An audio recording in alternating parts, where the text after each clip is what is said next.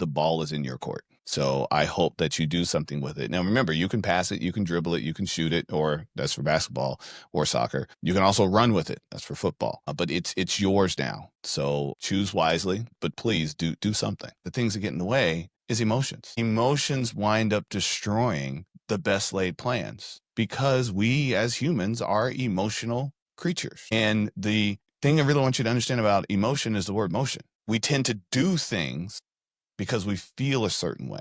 And that can, as you said in your intro, can destroy the best plan of making a 9, 10, 11, whatever % rate of return, and all get blown out in a day or two because of emotions forcing us as humans to want to do something because things aren't going our way. It's a thought process that has embedded into your mind, into your behaviors as it relates to your relationship that you have with money. Some unfortunate money scripts that some people have adopted and still believe to this day is the concept that money is the root of all evil. Money itself is just a tool. Money, it isn't evil. That's like saying that shovel is evil. Well, I can be evil with the shovel and knock you across the head with it. Now that makes me evil, not the shovel. So money being the root of someone's evil acts, no, greed is the root of their act, or envy is the root of their act. It's not the money itself. Or the concept of money doesn't grow on trees. Tell that to an apple farmer. If I'm an apple farmer, I sell apple. My money absolutely grows on trees. The numbers don't lie, but they can definitely paralyze you if you don't have a plan. This past weekend, we dropped a massive amount of technical documentation on this channel. Over the 4 hours of the war report, deep dive into the Iran conflict, and the 2-hour One Big Beautiful Bill look back, or maybe One Big Ugly Bill look back, we clocked nearly a week's worth of watch time over just a couple days.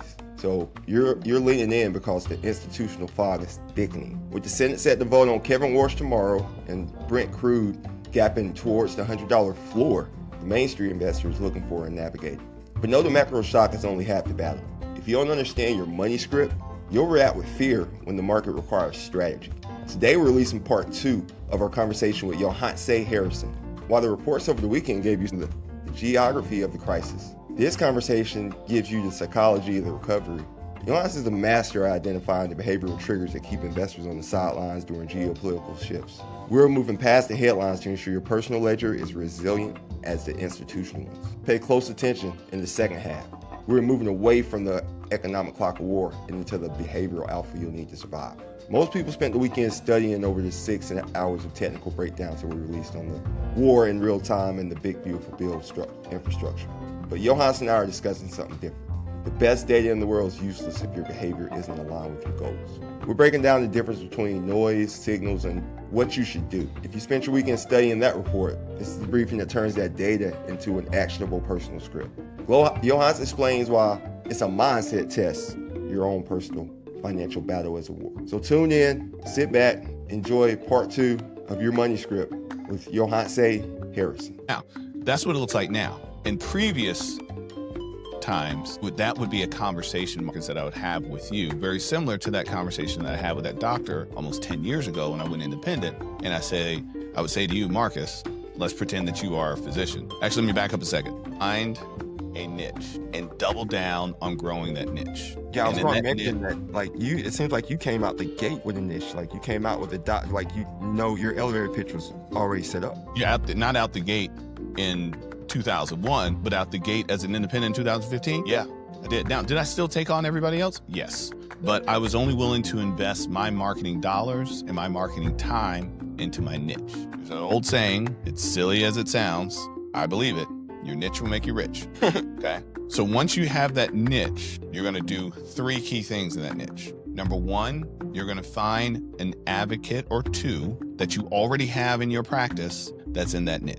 Number 2 is you're gonna start asking directly to other people that may not be in that niche if they know someone in the niche. And number 3, you're gonna find ways to be in places where those niches already gather. That's why I go to the American Academy of Emergency Medicine conference every year. That's why I go to the Society of American Emergency Medicine, I may be saying that wrong, every year. That's why I go to the American College of Emergency Physicians. That's why I go to I'm hosting a graduation for the 3 medical schools that are in my area for the Black students in the medical school. I'm hosting a graduation celebration for them. Really? Now, by the way, they're going into residency. They're going to be making like $70,000 a year. Not the ideal client, but they're going to get to see my face, get into my mailing list, and enjoy getting some financial literacy from me as they take on their first paycheck after spending the last 7 to 10 years in school. I'm going to celebrate them for a night. So I'm going to places where those folks are already gathering or creating a gathering for them. If you can do those 3 things in your niche, you do it for 2 or 3 years straight and just keep doubling down, you'll become the subject matter expert, if you will. Probably shouldn't put that in quotation marks. You will become the subject matter expert for that niche in that field. And people will, your clients and your prospects will say, Marcus is the guy. I don't know who you're working with, but Marcus is the guy. Right. So early on, before I had it dialed in, Marcus, I would ask you, let's say you were that ER physician or that nurse or what have you, I would ask for the referral in person. I would say, after we got finished filling out your Roth IRA, your 401k, I would ask you something like, this has been a great time working together. What have been your favorite parts of our relationship? We'll play it real quick for the people. So Marcus, what have been your favorite parts of our relationship thus far? I just love the mental aspect, the psychological help that you've had with me and understanding my money and cash flow, and just you being there with. Marcus, I'm glad you said that. And you're saying things that I hear a lot of other clients say, of being able to work through the mind science of all of this when it comes to your money. And I'm glad that I could help you do that. I'd like to ask you for a favor, Marcus. Have you found that in society that a lot of people are quicker to help someone than they are to actually raise their hand and ask for help? Yes. Yeah, me too. I'll help somebody in a minute, but before I ask them, I'm gonna try to change this tire myself before I ask somebody to help me change the tire. And that, I feel that's a societal thing. So I'm gonna get real vulnerable here, Marcus. I need to ask you for some help. Are you open to helping? Yeah. What kind of help? What? Okay. So I'm gonna pause there. You see what happened? I haven't even asked Marcus for any help yet. But just because I did that whole setup, most people are willing to give help and ask for help. When you ask that question, 95% of people are going to say, yeah, what do you need? Now, for all I know, I could be coming back to him and say, I need a kidney, but I'm not going to do that. And he probably knows I'm not going to ask for a kidney, but we already, we've kind of set it up to a place where he's like, okay, yeah, I want to help you. Marcus, back in the role play. Marcus, I'd like your help in getting to meet other professionals like you. And we can do this in a few different ways. One is, if you can think of anybody off the top of your head, maybe someone like yourself that recently got married, has a kid, has a kid from a previous marriage that's going to college, or someone that just bought a house, whatever, I fill in the blank, whatever it is that's in their situation, I duplicate and say, maybe you know someone else in that scenario. More than likely they do. So that's number one. Number two, I want to know, where do people like you in your profession, where do you meet? Where do you gather? I know you're in the medical field, so I'm sure you have to do some sort of medical continuing education, just like we do in finance. How do you get your continuing education done? Where does it happen? And then finally, if you were me and you were looking to build a financial planning business centered around people in fill in the blank profession, how would you go about doing it? And I just sit back and listen. I have a pen or something. I'm writing down whatever it is they say. I had one doctor one year I asked that to. This was early in my career. And I said to her, she was an OBGYN. I said, if you were me, how would you go about building a planning career? And she said, oh, I'll just do what the pharmaceutical reps do. I was like, what do the pharmaceutical reps do? She said, hey, go door to door. Show up with, some bagels, some donuts, some coffee, whatever. They'll let you right in. I was like, So for a year, every Wednesday, I would go to Krispy Kreme Donuts, pick up a few dozens of donuts. I go to Starbucks, pick up a few pounds of coffee, and I would drive to a medical office park and I would knock on the door. And you know what? She was right. They assumed, because I'm in a suit and I got donuts and coffee, that I'm a pharmaceutical rep. They would lead me right to the kitchen of that doctor's office. I passed everybody like, oh, come on back. Don't wait out there, honey. Come on back. Next thing you know, the nurses are in there. They're grabbing donuts, grabbing coffee. And like, oh, so what drug you repping today? Actually, I'm a financial advisor. I work with Dr. So-and-so. And she said it'd probably be a good idea to come over here and meet with Dr. whomever. Okay, let me get the doctor for you. It was that easy. Now, guess what? 0 clients from doing that for a whole year. But you know what I did get really comfortable with? Talking to strangers, talking to doctors, also getting chased out of buildings by security. I got good at that too. However, that was in 2003, 2004. Last fall, I'm hosting the fundraising, again, showing up to where people already are. I was voluntold as a speaker, and like, can you be the host for our annual fundraiser for the National Medical Association chapter that's here in Dallas. Sure. Okay. Doing my thing, hosting, we're raising money, we're having a good time. As I'm walking around between some of the intermissions, a doctor comes up to me and she said, "You don't remember me, do you?" Lady, there's like 800 people in this room. I mean, Yeah. I'm sorry, I don't. You knocked on my door with donuts and coffee 20 years ago. And then it hit. I was like, because she was someone that actually we started to go down the path and then she went in another direction. And she said, "I wish I had listened to you back then." And I was like, wow, talking about full circle moment. So now she still hasn't scheduled her next appointment. There's that. But the fact that I left a lasting enough impression on her 20 years ago that she was still thinking about the things I said to her that she did not take action on to this day. And for her, I was trying to get her to set up a 401k for employees back in 2004. So apparently, I don't know if she ever did it, and I didn't ask her in that moment. But she said, "I wish I had listened to you." Yeah, the 401k is good too. Yeah, that's thorough and that's intentional. And like you said, you spent a lot of time in your process, I'm sure, iterating it with more iterations till you get to the point where you're at now with your referral your referral process. And a lot of that, like you said, is process. So it seems like you have a lot of process inside of it.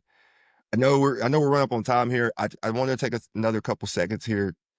Like you said, you have 300 clients or 300 households. I know we both use, well, I'm assuming you use Altruist. I use Altruist for a custodian over here. Both use Altruist. Generally, when we talk about the markets here a little bit, we kind of just went down your journey because it's so cool and so like expansive. But back in February, when all this market stuff started to happen, there was a huge, one of the things that happened in there was Hazel. You've used Hazel a good bit. People seem to think that Hazel is coming for financial advisors' lunches. I think Hazel is a tool to help enhance financial advisors. What would you share with anyone about Hazel? Maybe how it can help, or the pros and cons, and if it's coming to the fence destroying the. I am a huge believer that, and let's look at it the big picture and not just single out Hazel. But let's just look at the AI as a general. And I think this is true for most professions, is that the AI tools will replace the professionals that don't know how to use it. Say that again.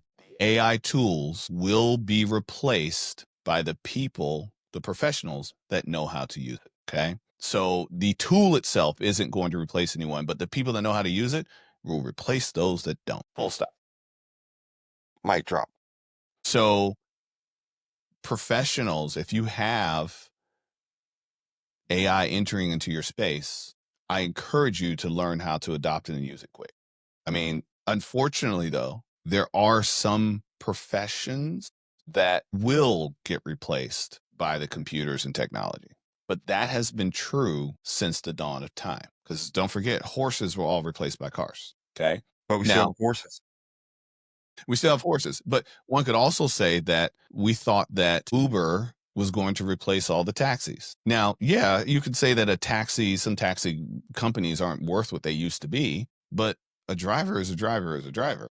So the technology, it just shifts. It shifts over time. So I encourage, from an advisor perspective, having these tools. And by the way, the medical field is having the same. Hey, we're going to pause the strategy for just a second. If you're just joining us, you stepped into a massive week for the channel. This weekend, we released over 6 hours, almost 7 hours of documentation or contemporary times from the War Report and then looking back at the One Big Beautiful Bill Act as it was before happening and as it was signed. Response has been unprecedented. We've clocked a ton of watch hours. And we have a lot of people reaching out wanting to come on the show. It's a great thing. They're reaching out because they see what you see. The Main Street perspective is now the primary source for the Warsh pivot and these crazy oil projections. How do we take this stuff back to the dinner table? If you aren't subscribed yet, hit that button right now. We're one of the few platforms reconciling this global shock for the retail investor. Don't just watch the news. Understand the ledger. Back to the great conversation with Yohance. So I'm sitting in on their CMEs. They're having the same conversations we're having in the exact same way I said it as well. Having a note taker enhances and improves the relationship with them because you allow your brain to not have to remember things it can just read. I don't have to remember all the kids' birthdays that my client said. I don't have to remember, for instance, I'll give you a great example, and I've shared this several instances. I have a client that just celebrated their 60th wedding anniversary. 60, that's a big number. Especially today. Well, I had an R&D conversation coming up with the client, and I'm using Hazel to prep for it. And one of the things that Hazel said to me, because it was just reading it from my notes, is that it's the couple's 60th wedding anniversary. Had Hazel not pulled that from deep in the recesses of my notes, and the only what it pulled it from was the fact that 5 years earlier, when I met them, it happened to be their 55th. And you think I was counting for the 56 to 57, 58, 59? It's like, no, I wasn't, because COVID was also happening in that time frame. But I wasn't counting. But I got to start the conversation with happy 60th wedding anniversary. And she cried because I remembered. And I didn't have the guts to tell her that I didn't remember. Hazel did, but I can read. Oh, that's very cool. But what it led to was her giving a referral, actually, because she started to tell what she's doing. I created a conversation. What are you doing? Oh, we're actually going out this other couple. It's their 50th wedding anniversary. We're going to celebrate together 110 years. As a matter of fact, I should probably introduce you to them. I mean, sure. Here, I'll send your info right now. Okay, thank you. I didn't even ask for it, but it all started with me leading with that empathy. Now, that's something the AI could have sent them an automatic happy anniversary. It wouldn't have got the same response. Right. The AI prompted me to be a human and to say happy 60th anniversary.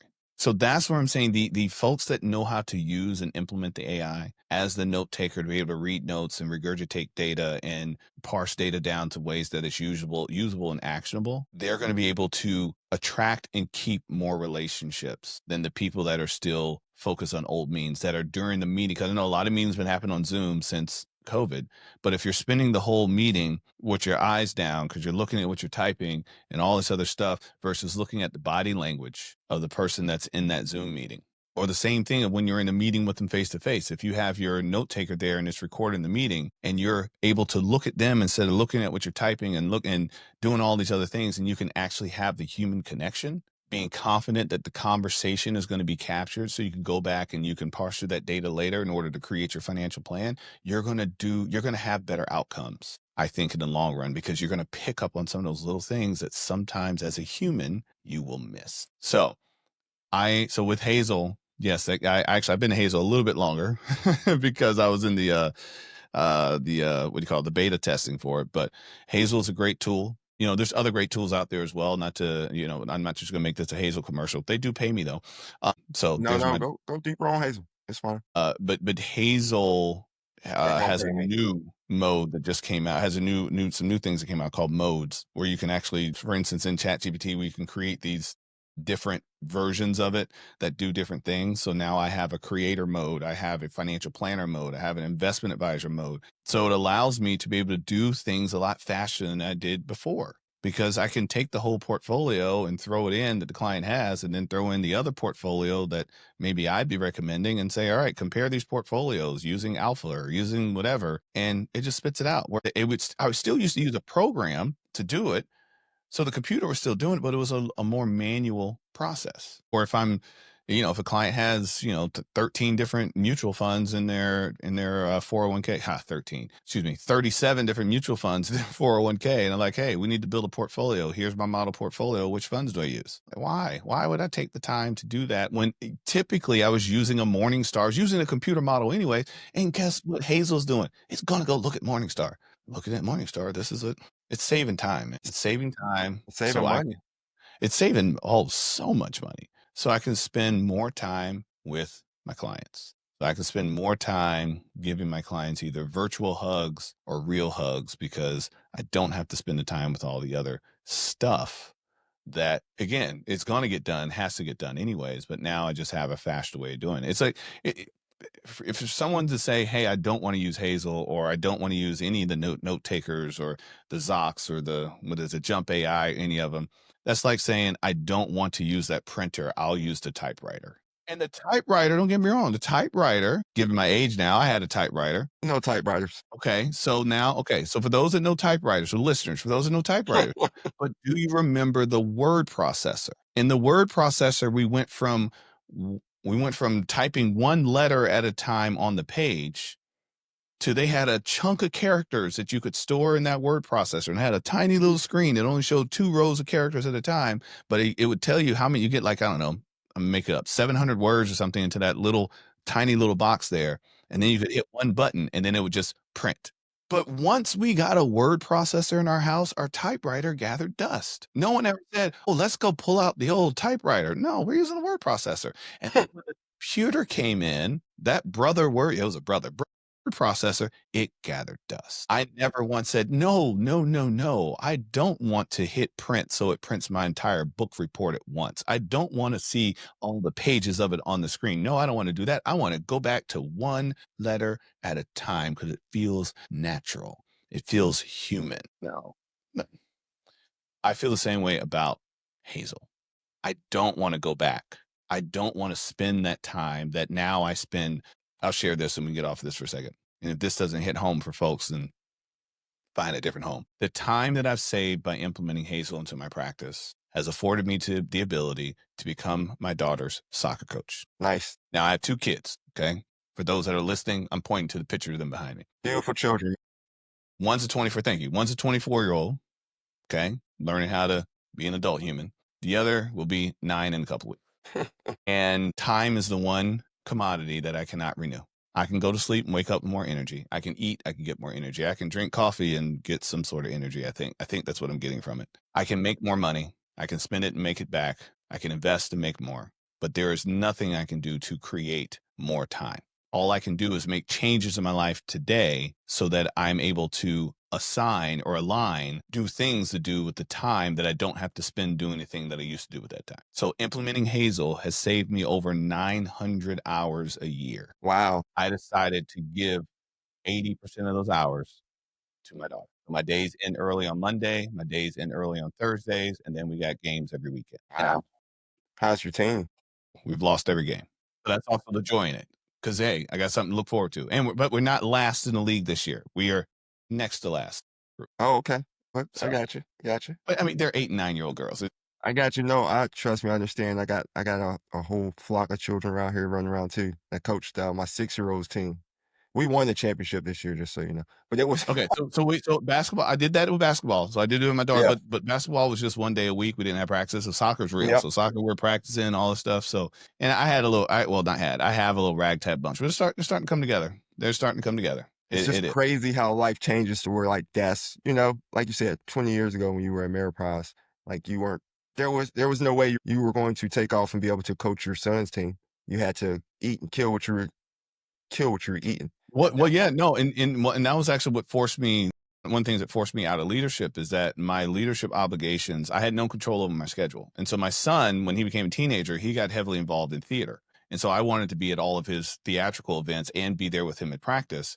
But I could only do that when I had control of my time, which I didn't until most days after 7 o'clock because of just what was involved in managing an office of advisors. And that's ultimately what kind of led to my eyes there is that I wanted to have. So I started to take the time. I didn't have a tool to adjust my lifestyle. So I started taking the time, and that's when the conflict was created.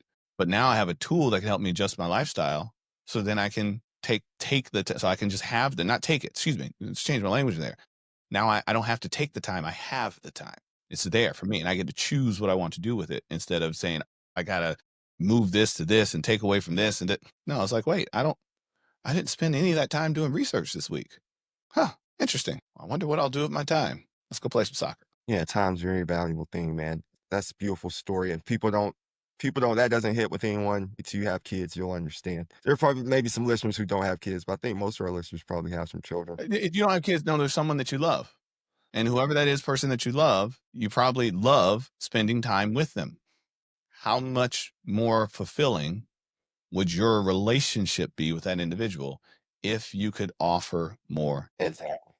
And if you're taking it from somewhere, it's like, now you're just putting something off. You're saying, oh, instead of going to the gym, I'm going to go hang out with you. Well, now you're putting off your own health. Or, oh, I'm going to move that meeting. Well, now that meeting, you still got to have that meeting eventually. But if all of a sudden you are able to do things differently, so you just have more time, now you get to choose how you want to fill that time. So that's what happened. I looked at, actually, I'll say one other thing on it. So then back to the note taker. Advisors, if you don't have a compliant note taker, start arguing with your compliance to find one. because there's many different, there's Contio now, which is much different than some of the other ones. Of course, I said there's Jump, there's Zox, there's Nitrogen has a note taker. There's so many note takers out. Wealthbox has a note taker now. Everybody has a note taker. But the note taker and the note taker's ability to create my follow-up emails with a click of a button, that allowed me to see more appointments per day. Because I used to keep 30 minutes to an hour post every meeting to do all the follow-up stuff. Well, now I have maybe 15 minutes in between meetings. So all of a sudden, instead of it taking 8 hours to do 6 meetings, it's now taking 5 hours to do the same 6 meetings. Because I was able to condense the time. So now all of a sudden I have time. It's like I sit down and it was like, oh, well, day's done. What do I want to do? Well, daughter's not out of school yet. I don't know. Maybe I'll just sit here and stare at the computer, or I'll do a podcast or whatever. Let's say hop on the call with Marcus. Yeah. Because now I have time. You have freedom, time. It's a beautiful thing because, like you said earlier in life, people have to trade the two things off, one or the other. And there are certain things where you still have to make choices as whether it's more time or more with the money. Like you said, if you put the meeting off, you still have to have the meeting eventually. And if you don't have the meeting, if you stop having meetings, eventually you're not going to have a practice. Speaking of the practice, and man, I know we're running a little long here. Tell us like how your practice is run today, like what your practice looks like. I imagine you started solo and kind of expanded a little bit. And then I guess you can just tell Main Street where to find you, what you're doing, how things are going. Yeah, no problem. So when I started my independent practice in 2015, actually somewhere in there. You haven't said the name of your practice yet. Well, I've kind of alluded to it, so I'll say the full thing. So Okay. I started in 2015, and in 2015, it was just Harrison Financial Services. Like I actually piggybacked on another financial advisor. The name of his group was Luminous 8 Financial Advisor, something like that. I forgot. And he had some life things that happened, and it kind of helped me because again, I was piggybacking. He was a springboard to just help me develop enough capital, get enough capital so I could go do a deal with a Schwab, with a TD, with a Fidelity, that sort of thing. And so it was shortly after that happened is when I founded MoneyScript Wealth Management. So MoneyScript Wealth Management is my practice. And once I kind of got everything under wraps, this was in 2017, my wife went on maternity leave from her job because the little one's about to be born. And I asked her if she could help me because I needed to find some help. So, and she said, sure, I'm not doing anything. What do you want? I said, is monster.com still a thing? And she said, well, there's other ones now. I said, well, here's a job description. I need you to go post this so I can find an assistant. And so I gave her the job description, and she waddled off because she was 9 months pregnant. So she did waddle, and she's okay with me saying that. She waddled off. And she came back at the end of the day with a folder. She came back at the end of the day with a folder. And let's take a quick breather. If you made it nearly 30 minutes into this conversation with Yohance, you're you're part of the high conviction group that makes this channel different. Someone asked me what's special about what we do. It's you. And the data shows that when people dive into our deep dives, they're staying for nearly an hour. And they're texting these links to their colleagues. So to make sure that everyone has this intelligence on the go, download and follow Main Street Meets Wall Street on Apple Podcasts, Spotify, Buzzsprout, anywhere you get your podcasts. Or check out the YouTube channel, Sturdivant For those of you who need to move beyond the theory and into application of your own portfolio or firm, head on over to our website, theabcsquared.com, where we're just translating this institutional jargon you hear in the war report into actionable strategies for your personal money script. You can also check out Yohance over at the Money Script. We have a lot more to get into with Yohance regarding the psychology of a wartime economy, or just psychology in general, because it's like we've been at constant war with affordability here for the last few years. So make sure you're following us on YouTube and Apple so you don't miss the Warsh confirmation, interest rates, and all the things that's coming up. Now, let's get back to it. In it, I could see there was a piece of paper, and I was like, what is that? She said, I found your resume. I was like, that was quick. Wow, you're good. All right, well, let's see what it is. And she said, okay, wait, let me prepare you a little bit. And I'm like, it must be good. It's just one. And she opens it up, and it's her resume. And I look at her like, are you sure you want to do this? And she said, I am sure. She said, we're going to have to talk to our therapist about it a little bit, but I'm sure. So, okay, great. So she was the first hire. So she joined the firm in 2017, and immediately after she got on board, she realized we needed to hire someone else. So she became basically my operations manager, and then she hired my assistant, and then she hired a account specialist, and then she hired a bookkeeper, and she just most recently hired herself an assistant. So we're now a team of 6. And so I'm the financial advisor, and everyone else runs support to help make sure that we're providing our clients with everything that they need. So as I mentioned, it's actually over 300. I think it's like 300 and maybe 330 households we're working with right now. Practice has been steady growing at about 20% a year if you're looking at the revenue numbers. Have good satisfaction scores and all that good stuff with our clients, and that's just because it's a real relationship that we're creating with individuals, and we are a financial planning first firm, so we believe everyone should start their relationship with a financial plan. We'll also do investments and do the insurance, but we want to start with a plan. Solid 90% of our clients do start with a financial plan. We also believe in estate planning. My wife and I have both been in situations where we lost very close family members that didn't have the right estate planning, and it just turned into headaches for us. And being that she's the matriarch of her family, and I'm the patriarch of mine, everything fell on us. So now we believe that no one should have to go through what we went through, especially if you have the means and wits about you to be able to handle it up front. So I am happy to say that in the past, say about 3 years or so, we've helped just shy of 200 clients put an estate plan in place. So yeah, we eat our own cooking too, because we redid our estate plan. So like I said, not only president, I'm also a client. Right. So yeah, so that's what it looks like. So if you're looking for me, here I go.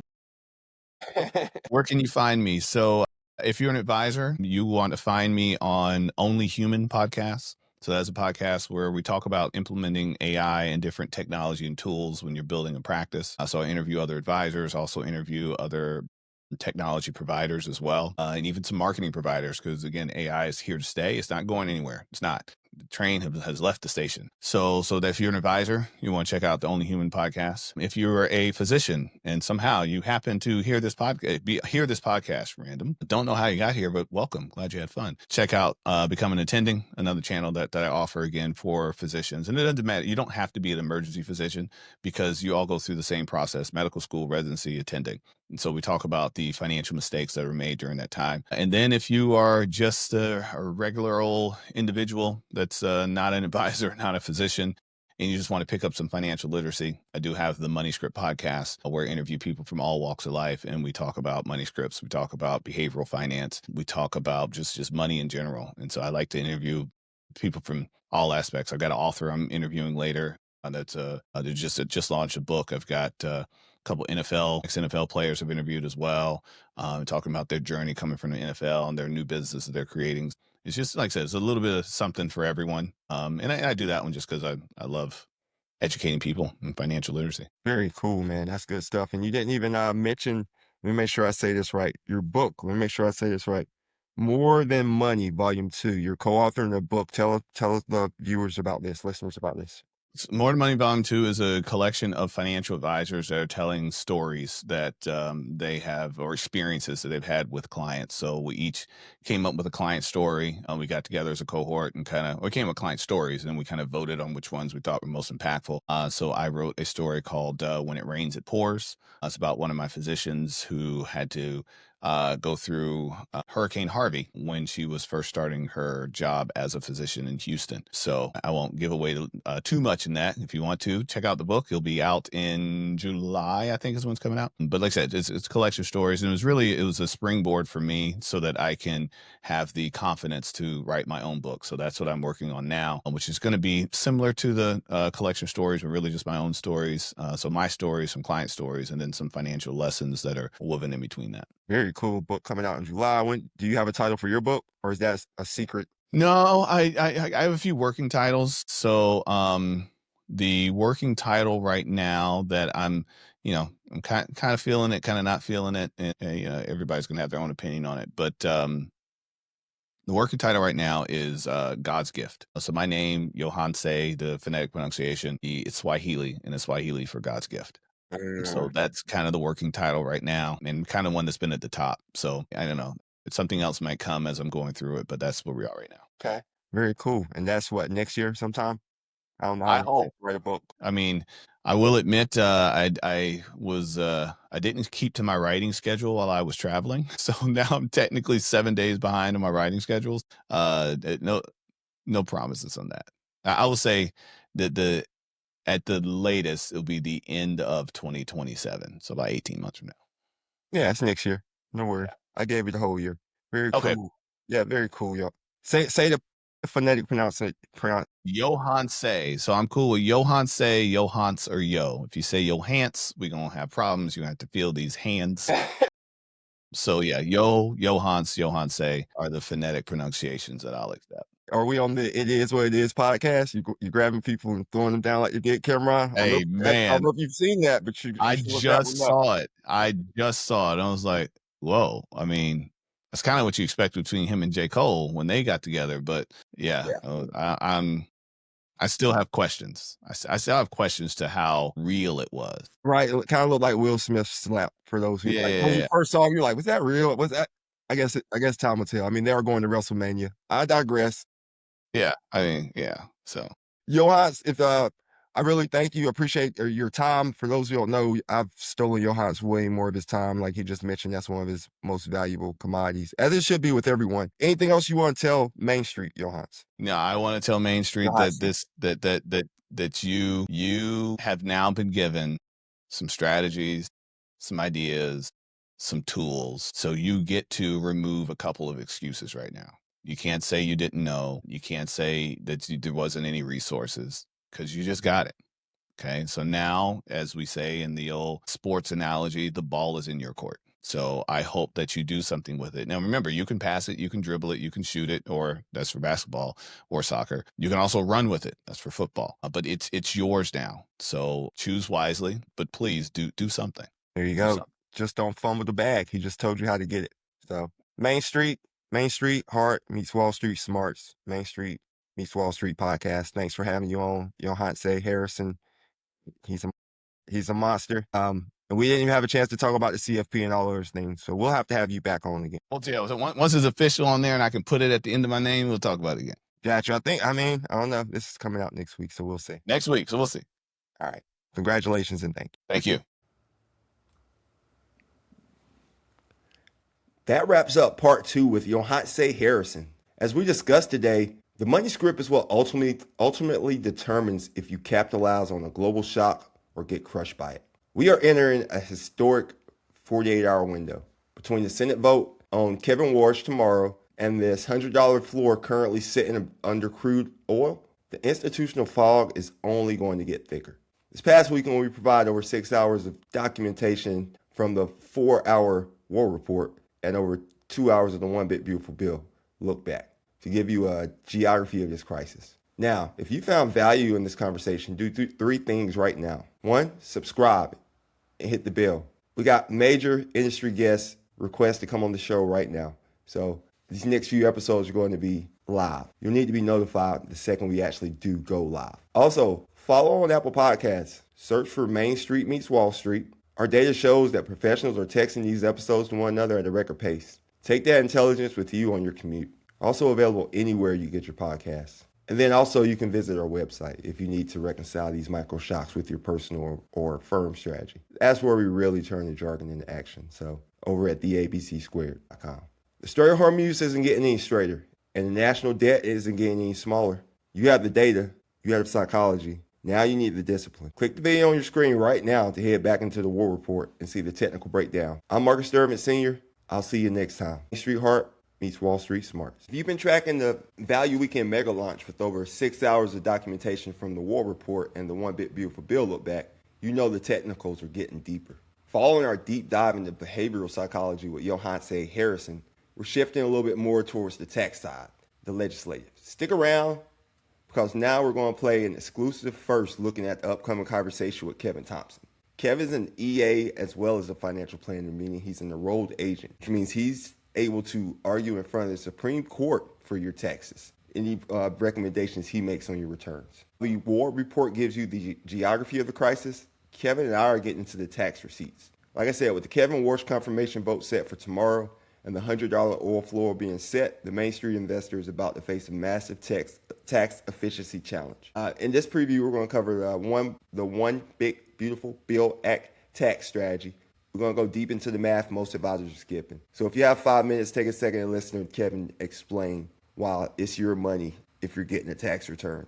Also coming up, we have the Business Insider. We're going live with him, Samuel Brink, and just a slew of guests coming up. I have a guy coming on who's going to explain his position that says AI is a bubble. We're in the middle of a 17-year bull run, and we're going to talk about what happens if, say, our bubble busts. So if you got a few minutes, check out some of the things Kevin's going to give you. They're actually actionable strategies that you could implement today. Thanks for listening. Thanks for watching. Share this with people. Keep the movement going. And if they ask you why it's special, tell them it's the community. It's you all. That's what makes this special.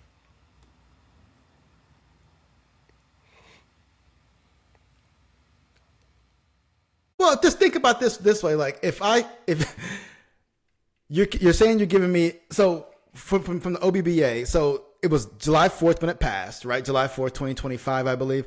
What happens is there's a change in regards to the withholdings. The withholdings need to be adjusted. The withholdings for the 2025 weren't adjusted on the IRS code. So what happens now is that you have over withholding happening for the majority of the rest of the year. So people were over withholding from July to December. So now, with that being said, you file your taxes, you see this, oh, I get $3,000 or $2,000. That is your money. That's not like it's some magical potion that the government just gave you. That's just your money from over withholding. You gave the government an additional amount of your check to hold on for you so they can give it right back to you. Tax-free, interest-free, by the way. And yeah, that's all that means. Right, and people tend to miss that whole point. Like I'm going to get a big refund at the end of the year. Like you probably want your taxes balanced out with your withholdings where you're not getting any refund at the end of the year, because that means you have your money, like you said, where you can actually put it somewhere where you're earning interest or some type of income from this money, or at least you have your money if you need it. 1,000%. At that point. Yeah. At that point. Anything else you want to expand on with the OBBBA? I call it the O3B to make it simple for us, right? But O3B, the Russell Jones. I just really feel like you know what? I told somebody this a couple of days ago. I said, I read a lot. I keep myself educated, keep myself informed. And I said, sometimes I wish I was the person that just walked around and like, okay, everything's good. You know what I mean? Like just ignorance is bliss, right? And this is one of those things when you read the bill. I've read it multiple times and it's a bunch of pages, and you can chat GPT it or Claude or whatever you want to use. And yeah, man, it's just, you start seeing the holes in the plan. The benefit is for people like me, this is great. I told people this all the time. I said, hey, I'm not upset. I mean, I get a QBI deduction. I get the bonus depreciate stuff. I get to write off all my expenses. This is a wonderful thing. But for a W-2 person, whatever, you know, there's no real move for you. So yeah, this is basically just been a tax cut for businesses. 100%. Got you. And even one of the bigger things, like you said, with the senior deduction, if it's not itemized, I was having this conversation with some seniors in my family. You know, I was talking about, I was like, you should be getting bigger refunds, right? They're like, well, once we itemized it didn't come out to any type of bigger refund, so we just deduction. It's like, yeah, goodness. And then you have the SALT, right? You want to expand on that maybe a little bit. That doesn't particularly help anyone B2 unless maybe you have multiple homes or something that's actually taxed. So what's your thoughts on the SALT portion of that? Because that was a big part where everyone. Well, SALT, you know why they did SALT, right? You know why hey man, these blue states, New York and California, I don't like them.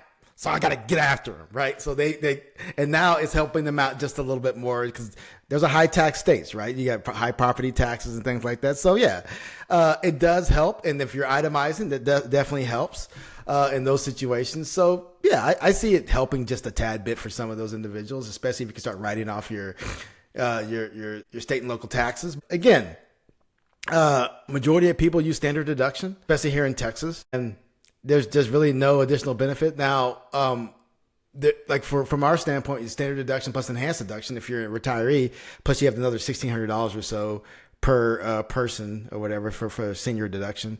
I mean, you get up to $47,000 to $48,000 of standard deductions coming down. Now, here's something that I think is funny. If you just have Social Security income coming in, you're not going to pay taxes. right? You're not going to pay taxes if that's your only income. But guess what? You didn't pay taxes in 2024. You didn't pay taxes in 2023. You didn't pay taxes for a long period of time. It's always been that way if that was your only income source, because you've had standard deduction reducing your taxes. And of course, the formula for Social Security.